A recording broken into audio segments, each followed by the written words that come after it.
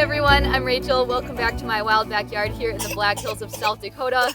We have been very busy. Whoa, look at that stick, yeah! We've been working hard setting up our garden. There's birds making nests in our trees. The butterflies are everywhere. We've planted a lot of things and we've gotten a lot of rain, so lots to be thankful for and pretty sore from all the shoveling, but yeah, that's not going to stop me from making some soap. So I wanted to make an all-natural red, white, and blue themed soap in honor of all of those who have fought for our freedoms past and present, especially with 4th of July coming up. So I decided to use rosewood essential oil. It is absolutely beautiful smelling and I've never worked with it before. So I'm going to take you into my kitchen right now and show you how I made this soap. As with all my other videos, I will include the details and recipe down below if you'd like to try this for yourself. Now, because this is another floral soap, as I've mentioned in other videos, floral essential oils can definitely accelerate soap batter. That means it thickens up faster. So I'm soaping at a lower temperature. So my oils in lye solution are around 102 degrees. I went ahead and poured in the lye solution, and I did already add some colloidal oat powder in with this as well, since I want it in the entire batch. And I'm going to pour off part of this for my bluish color, and it has some acai powder, which is just like a smoothie powder mix that I bought, mixed with some indigo. And then the other pitcher for the deep red color has some madder root and rose kaolin clay in it. And both of those, I just poured off a tiny bit of the hot oils into them to infuse them just for like 10 minutes before I got started with this. My friend gave me some honey. She lives over in the valley about an hour from us. So this is some nice local honey, and a little goes a long way with this stuff. The sugar helps boost the lather, and it does also heat up the soap. So you just have to be careful that you're not using more than like a teaspoon per pound of oils. I probably could have added a little bit more than I did, but just trying to stay on the safe side here with this. And of course, it's so precious, I just want to drink all of it in tea. All right, so I'm going to pour it off about equal parts red and indigo, and then save the rest as a somewhat whitish color. It is more yellow. If you want it to be more white for a true red, white, and blue, you would want to add some titanium dioxide in with it. I just choose to avoid it if I can, just because I've read mixed reviews on whether it is safe for your skin or not. For my essential oil blend today, it's about half lavender and then half a mix of rosewood, palmarosa, and Bulgarian rose. Now, the Bulgarian rose is only a 3% dilution in jojoba oil because all of these are somewhat expensive, especially if you were to buy true rose essential oil, just like full strength.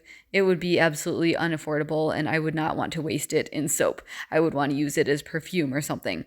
So rosewood and palmarosa are more affordable options, and they still smell very pleasant and floral-like. So if you've never tried those before, I highly recommend. But you'll notice here they do accelerate still, because you can see that starting to thicken up more, and especially anytime that you add clay in with soap, that does somewhat accelerate it as well. And the red portion thickened up more because it had that rose kaolin clay in it. So just something to keep in mind.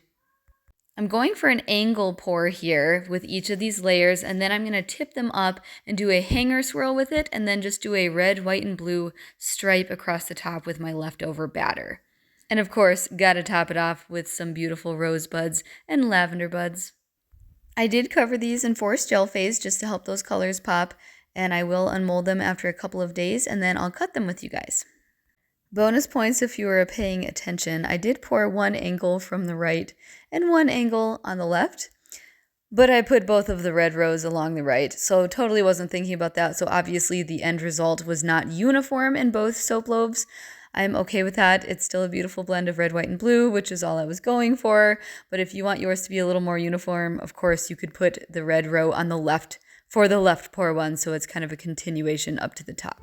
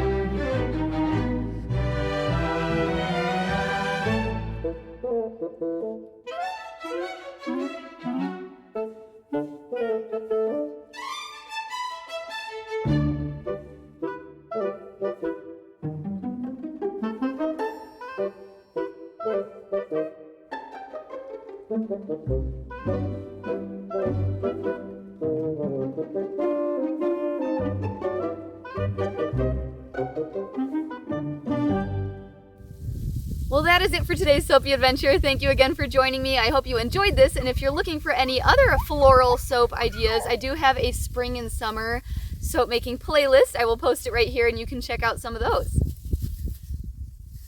You saying hi? Whoa, look at that stick! That's the biggest one you found yet! Good job!